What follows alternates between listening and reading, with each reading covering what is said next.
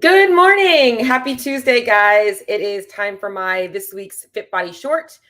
And I love that somebody already commented on my title for today. I honestly was scared to use the F word. I'm like, is YouTube going to ban me if I use it? But I really wanted to talk about how challenges can sometimes be a little bit exciting, but also kind of fuck us in the long run. I'm going to use the word because guess what? In my day-to-day life, I probably use that word more than I should, but that's okay. I don't really care.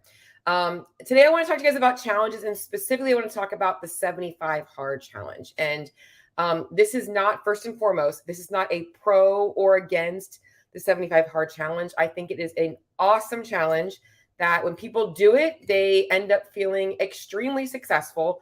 And I've seen some amazing, amazing transformations from people that have followed and went through with the 75 hard challenge. But today, I want to talk to you guys a little about my own personal experience as a coach who has seen people go through it. I have not done it myself. And just some of the things that I've seen them experience, along with giving you guys a little bit of an understanding about if you are doing the 75 hard challenge, what to be thinking about beyond the challenge that is more important. And it's kind of why I think the challenge is not necessarily the right challenge for most people. I don't want to use the word, it's kind of bullshit. First of all, like I said, I have full respect for Andy Frisella. He is, and like one of my people that I look up to. I think that he's got a lot of value. I listen to his podcast. But I just think that the application of the actual rules can lead to some things that actually end up setting a person back rather than actually letting them progress forward in their life. So before we get into it, because some of you guys might not even know what the hell is the 75 hard, let's go over what the 75 hard is. There are 6 basic rules. Well, really 5 basic rules and one overarching theme of the 75 hard challenge. So first and foremost, 75 hard stands for the 75 days that you're going to be completing this challenge for. And here's the deal. If you skip a day or you miss any of the rules for the day, you have to start all the way back over from scratch. So as I go into these rules, if you miss one of them, you're starting over again, no matter where you are. You could have done all the other things right, but you missed that one thing, you're screwed. Okay. Number 1, you need to pick a diet and follow it without any alcohol or cheat meals. Okay. So let's talk about why this can become a problem. All right. So people go on very restrictive diets, right? You pick a diet, you follow it, no alcohol, no cheat meals. Well, sustainably wise, what is the purpose of that? All right. Are you someone that is going to say, I'm never going to have a drink again? And also, what are we considering a cheat meal? All right. So if you're following, if it fits your macros, what's a cheat meal? Is it a day you didn't track your food? Or is it the types of food you're eating? So this can get into a slippery slope. And my main thing is that if you're going to cut alcohol out for 75 days, how are you teaching yourself moderation? Because what you do for 75 days of your life matters far less than what you do for the other 300 days of the year. So, or I guess 295 days of the year, if you guys want to be technical about the amount of days of 75 versus whatever. So my main point is if you're going to cut it out, why? If you're cutting it out for good, then go for it. But if the goal is to get you to stop drinking so much, wouldn't the better solution be to learn how to limit your alcohol intake and moderate things throughout the year? No, that's not a hard. I'm not going all in, being super restrictive, but that's also a lot harder for you to do, right? It's a lot harder for somebody to practice moderation than it is for them to say, well, I'm just going to not do it for 30 days or 60 days or 90 days. But the better thing to do is learn how to moderate so that for the next 300, 600, 900 days of your life, you no longer have to worry about those times of your life where you're binging on alcohol or whatever food you're cheating on. Okay. So I think the long-term solution is to stop looking for these all-in restrictive measures for changing the habits that you're trying to break. Okay. So that's number 1. Number 2 is drink a gallon of water a day. Honestly, have absolutely nothing wrong with this as a daily task. In fact, I think that this is something that everybody should do. No problem at all. But if you're at 100 ounces of water a day, still pretty good, there's nothing wrong with that. I actually don't think that that's necessarily a bad rule. I think that for most people, drinking a gallon of fluid a day is good. So nothing really wrong with that one. I think it's pretty easy to apply. And at the end of the day, I always remind people that like hydration, totally going to help you in so many different ways. So I really don't think that's a big deal. So not really going to focus too much on that one. Number 3, you've got to complete 2 daily workouts a day. And one of those workouts must be outside, regardless of the weather. All right. So let's talk about where this one can become a problem. All right. So 7 days a week, 2 workouts a day. All right.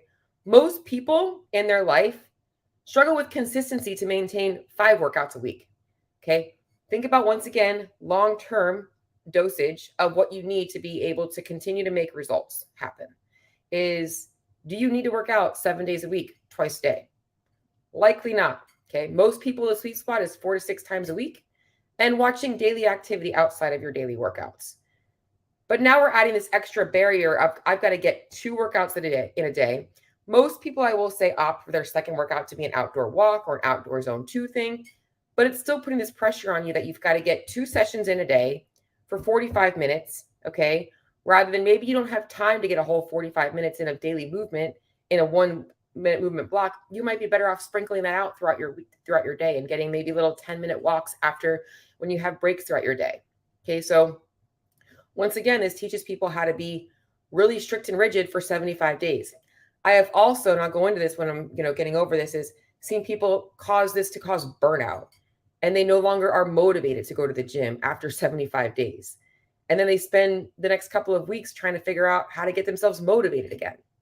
So in reality, a better challenge might be to stick to a workout schedule consistently. Okay. Can this develop a habit of you working out more regularly? Absolutely. But we want to think sustainably.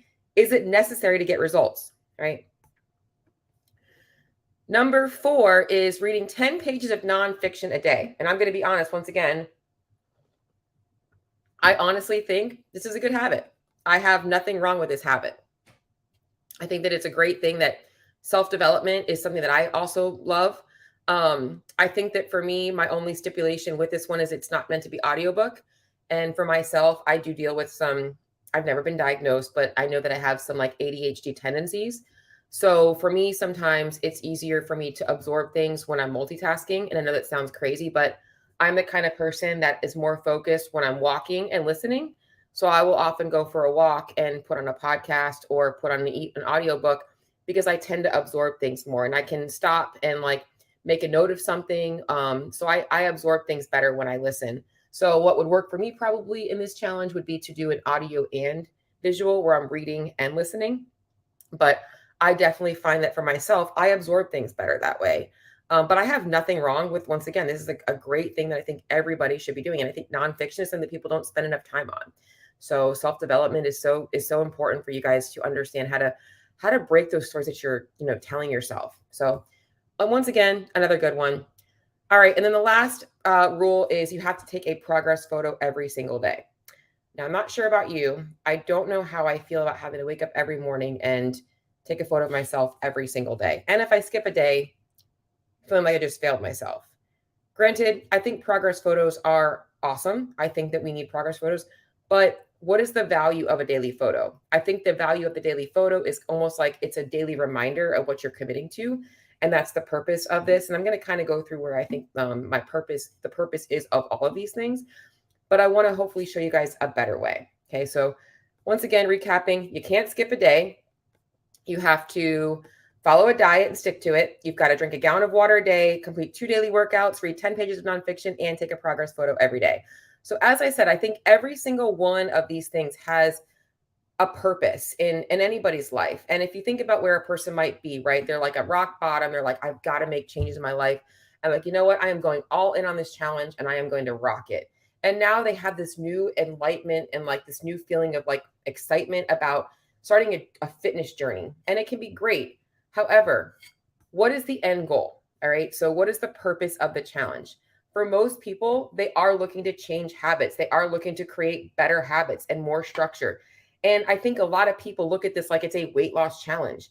It is not a weight loss challenge. It is meant to be mentally tough to show you guys can do hard things, that we can commit to things that are difficult. We can commit to things that are inconvenient and stick to them.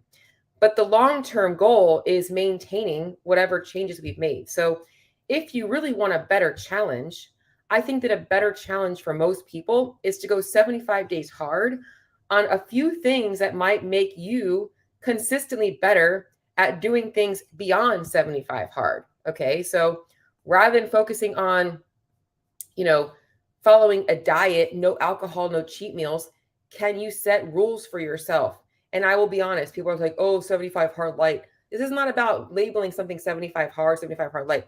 It's actually making a challenge for yourself that you're going to be able to carry on beyond 75 days. Why not try the 365-day challenge at learning how to moderate to no more than 4 drinks a week? Like, that's a legit challenge that actually will give you long-term value. All right. So why not take away the word cheat meal and understand that maybe you're going to spend 75 days really taking the time to understand calories, macros, food quality, and understanding how to practice flexibility with those things. All right. So taking time to learn things beyond just a quick, I'm going to do something hard for 75 days. And I'm going to go into why this is all kind of, I'm going to go more into this. All right. Drinking a gallon of water a day. Why not just committing to that, 100 ounces or more a day, making it to where like, this is what my body needs. This is where I feel better on. I know I don't drink enough water. I'm going to make sure I get 3 of these things filled up every single day. And, if you're watching on YouTube, you saw me use my water bottle, but maybe it's, if you're on podcast, whatever else it is. All right. The 2 workouts a day, want to commit to consistently hitting 5 workouts a week and making sure that every single day you're getting 10K steps. Those are long-term things that you should be doing every day for the rest of your life, for the most part, unless you have vacation or whatever coming up. And then last one, the 10 pages of nonfiction. Love that. Progress photo every day. Why not take a weekly progress photo? Why not every week just check where you're at? Why not make it simpler? Now, I'm going to be honest, and I'm going to go over some of my own experiences. I've had a good handful of clients that have done the 75 hard. Some have completed it, some have not. And what I have found with the ones that have completed it is that throughout the 75 days, they were super consistent, super compliant. Beyond the 75 days, a couple of things happened. A couple of my clients experienced severe burnout. And like I mentioned, they were to the point where they were not motivated. They were off track with their nutrition. And it kind of took me time to get them back motivated again.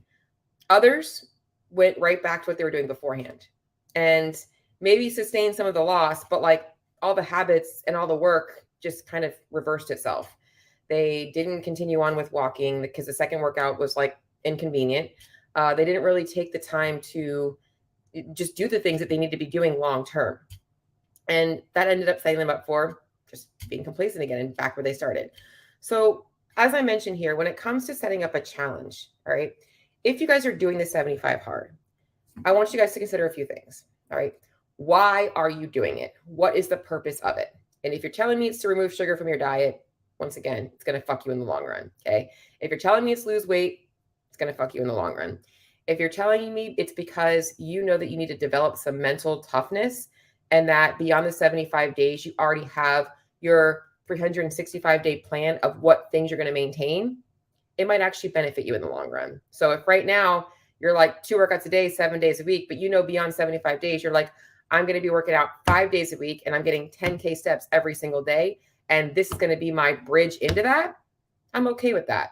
If you taking a photo every day is going to remind you every single day the commitments you made to yourself, and beyond 75 days, you're going to keep doing that, go for it. If you are somebody that is really looking to kind of get into a reading habit, and you need to be consistent with reading every single day, and now you're developing a morning habit where you wake up and you're mindful and you take, the 20 minutes to read 10 pages, go for it. Okay, so that's long-term changes that the 75 hard might be able to help you on. But if you're looking for something quick to get you quick results, this is not the challenge for you. Because guess what? It's going to end up failing you like every other quick fix you found out there. So if you're going to go into the 75 hard, go into it with the mindset of this is a lifestyle change. All right. If you're committing to no alcohol for 75 days, what are you committing to beyond that? You have to recognize that the hardest challenges to follow are the ones that do actually integrate more likely into your normal routine. Okay. If it is more likely to be moderate, it's going to be difficult because you have flexibility, but that's also going to be more sustainable long-term. And this is, once again, not a plug for or against the 75 hard challenge. I just want you guys to understand that if you're doing it, you have to think about, what do you want beyond the 75 hard? Because no weight loss, no change is good if you can't actually live to enjoy it long enough. That's all I got to say. I'm going to go to comments real quick. I do have a comment over here. I actually love it too. So thank you, Yash. I guess that's your name is my FBS series. I like to give you guys a few little nuggets, call them nuggets. Just something that I've got on my mind. And today it was about the 75 hard. I've seen a lot about it and I just wanted to kind of put my thoughts out there. So that's it, guys. Happy Tuesday. Hopefully I'll get to see some of you guys all in Waterpalooza this weekend.